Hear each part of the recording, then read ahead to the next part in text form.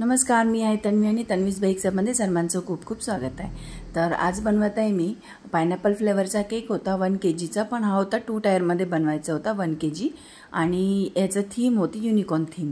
तर मी याचा crumble coat पहिला तयार करून घेते, जो आपण डाऊनला ठेवणार आहोत केक त्याचा पहिला क्रम्बल कोट तयार करून घेते। सोकिंग करून घेतलेल्या पायनॅपल क्रशला पाण्यामध्ये मिक्स करून तयार करून घेतलेलं पाणी त्याने सोकिंग केली आणि फिलिंगमध्ये यूज केलेला पायनॅपल क्रश आणि असं आपण याचा क्रम्बल कोट तयार करून घेतलेला आहे आणि याला ठेवून दिला सेट करायला फ्रीजमध्ये 10 ते 15 मिनिटांसाठी। नंतर जो आपण टॉपला ठेवणार आहोत त्याला करून घेऊया क्रम्बल कोट। त्यालाही सेम प्रोसिजर केलेली आहे मी।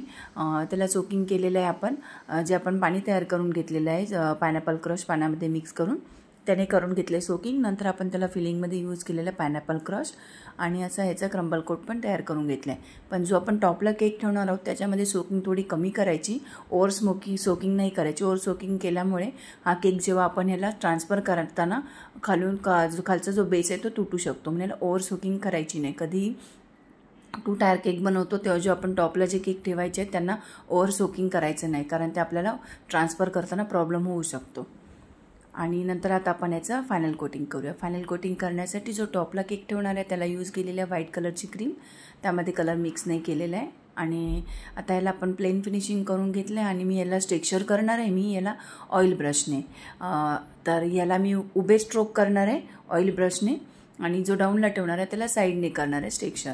तर असं याचे उभे स्ट्रोक देऊन याचं टेक्स्चर रेडी झालं आहे। आता आपण याला ठेवून दिलं सेट करायला आणि आता आपण जो डाऊनला केक ठेवणार आहोत त्याला आपण करूया फायनल कोटिंग। तर त्यासाठी यूज केली मी पिंक कलरची क्रीम, त्याला पहिल्या पॅलेट नपच्या साह्याने पूर्ण केकला स्प्रेड करून घेतली, नंतर स्क्रॅपरच्या साह्याने प्लेन फिनिशिंग करून घेतली आणि आता याला आपण साईडने ऑइल ब्रशने आपण याला असं टेक्स्चर देतोय। त्यामुळे दोन्ही केकमध्ये त्यांचं टेक्स्चर डिफरन्स दिसतं आणि लुक चांगला येतो। म्हणून कधीही आपण टेक्स्चर करतो तेव्हा दोघांना एकाच टेक्स्चर यूज करायचं, पण थोडं वेगवेगळं दिसणार। ऑइल ब्रश यूज केलं तर ऑइल ब्रश यूज करायचं, स्क्रॅपर यूज केलं तर स्क्रॅपर, प्लेन ठेवलं तर प्लेन, दोघांना वेगवेगळं केलं तर ऑड होऊन जातात ते। तर आता मी याला ट्रान्सफर करून घेतलं आहे। ट्रान्सफर करताना मी पहिला डाऊनचा जो केक आहे त्याच्यामध्ये डॉवेल स्टक करून घेतला केकच्या हाईटच्या, नंतर एक सेंटरला डॉवेल स्टक करून वरचा केक ट्रान्सफर करून घेतला आणि आपला केक असा स्टेबल करून घेतला।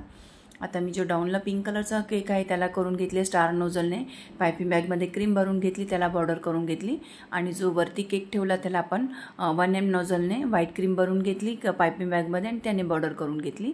आणि जे युनिकॉर्न थीमचे मी पेपर टॉपर घेतले त्यांचं कटआउट करून घेतलं आणि असे तयार करून घेतले आणि केकवरती एक वरती टॉपला लावला, एक फ्रंटला लावला आणि साईडला रेनबोचा लावून घेतला आणि असा केक असेंबल करून घेतला। आता मी जे साईडला लावते ते आपले शुगर बॉलसारखेच स्टारचे हे असतात, तर ते लावून घेतलेत आणि ते एडिबल आहेत।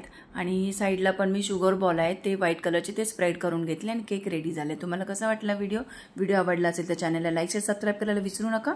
पुन्हा भेटूया नवीन व्हिडिओमध्ये। Thanks for watching.